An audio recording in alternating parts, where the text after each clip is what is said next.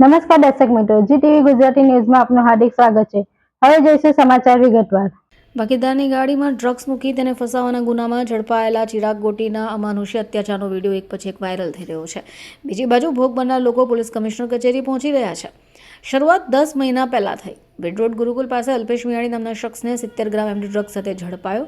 જોકે ચોંકાવનારી બાબતનો ખુલાસો ત્યારે થયો જ્યારે જાણવા મળ્યું કે ચિરાગ ગોટી અને અલ્પેશ વચ્ચે ધંધામાં બનાવ હોય। જોકે ચિરાગ ગોટી, તેનો ભાઈ નિરાંત અને પિતા ઘનશ્યામ ગોટીએ મળીને જ ગાડીમાં ડ્રગ્સનું પ્લાન્ટ કર્યું હતું। બીજી બાજુ ચિરાગની ધરપકડ થઈ ગઈ છે। અલ્પેશ મિયાણી જણાવે છે કે ચિરાગ ગોટી ભાગીદાર હોય અને ભાગીદારને અલગ કરવાનું નક્કી કર્યું, પરંતુ તેના ભાઈ, તેના પિતા અને તેણે પોતે મળી ડ્રગ્સ પ્લાન્ટ કર્યું અને પોતે પણ તે ગુનાહિત ઇતિહાસ ધરાવે છે।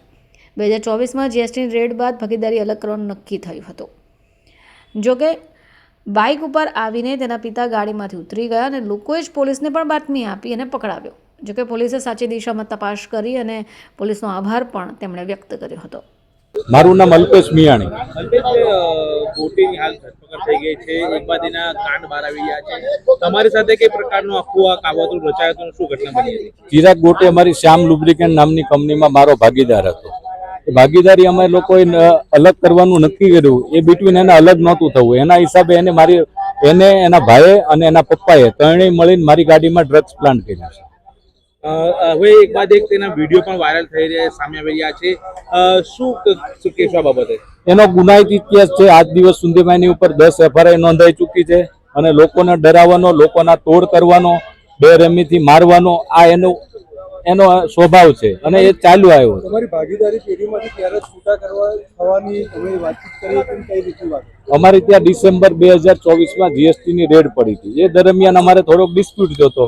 એ ડિસ્પ્યુટના અગેન્સ્ટમાં અમે એવું નક્કી કર્યું કે આપણે અલગ કરી નાખીએ ભાગીદારી પેઢી। એ અલગ અમારે કરવાની પ્રક્રિયાની હિસાબ કિતાબ ચાલુ હતો। 31 ડિસેમ્બર 2025ના રોજ અમારે કંપની વિસર્જન અલગ કરી નાખવાની હતી। તો 18 તારીખે જ્યારે અમારે હિસાબ કરવાનો છેલ્લો દિવસ હતો, એ દિવસે એનો ભાઈ અને એના પપ્પા મારી ગાડીમાં ડ્રગ્સ લઈને બેઠા અને મારી ગાડીમાં ડ્રગ્સ મૂકીને એ અલગ એનો ભાઈ રિટર્નમાં ટુ વ્હીલમાં આવ્યો અને એના પપ્પા જે તાપી છે એક બીજા કાંઠે ઉતરી ગયા અને આ કાંઠે મને આ લોકોએ જ બાતમી આપી હતી ગોયલ સાહેબને કે આ ગાડીમાં ડ્રગ્સ છે। એટલે ત્યાં પોલીસ બેરિયેટિક કરીને ઊભી હતી અને ગાડી આખી ચેક કરી, એમાંથી ડ્રગ્સ મળી આવ્યું। જે ડ્રગ્સ મળી આવ્યું, મેં મારી જિંદગીમાં ડ્રગ્સ પહેલા કોઈ દિવસ જોયેલું નહીં। આ પહેલી વાર મેં ડ્રગ્સ જોયું મારી ગાડીમાં જ્યારે મળ્યું ત્યારે મેં પહેલી વાર ડ્રગ્સ જોયું કે આવું ડ્રગ્સ હોય। શું આ તમામ કેસમાં પોલીસ સાથે ચિરાગ ગોટીની સાંઠગાંઠ હોઈ શકે? શું કહેવું?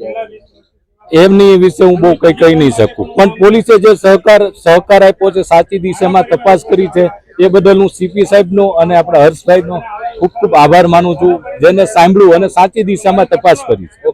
મારું નામ જિગ્નેશ વ્યાસ છે। હું સુરતમાં ઘણા સમયથી વ્યવસાય કરું છું અને મારી ચિરાગ ગોટી, યુવરાજ જાદવ, ઘનશ્યામ મકવાણા, હિતેશ મકવાણા આ બધા ઉપર અરજી કરેલી છે મેં કમિશનરશ્રીને। મારો ન્યાય મને મળી જાય અને મારી જે કંપનીમાં જે મારા પૈસાઓ 23 કરોડ આજુબાજુની મારી રકમ છે એ મારો બધો હિસાબ મને ન્યાય મળે એવી મેં આજે અરજી કરેલી છે કમિશનરશ્રીને। જે પ્રકારનો વિડીયો વાયરલ થયો, તમને પણ મારવામાં આવ્યો, તો કેવી રીતનો આતંક થયો? એનો આતંક બહુ ખરાબ અને બહુ એટલે વિચિત્ર છે કે જેની કોઈ કલ્પના જ ના કરી શકે। તમે વિચારો એ પહેલા તો એનો વાર થઈ ગયેલો હોય છે। એ તમને વિચારવાનો બી ટાઈમ નહીં આપે, તમારા શબ્દની સામે બીજો શબ્દ બોલવાનો ટાઈમ નહીં આપે, એવી એની સ્ટ્રેટર્જી હતી આખી।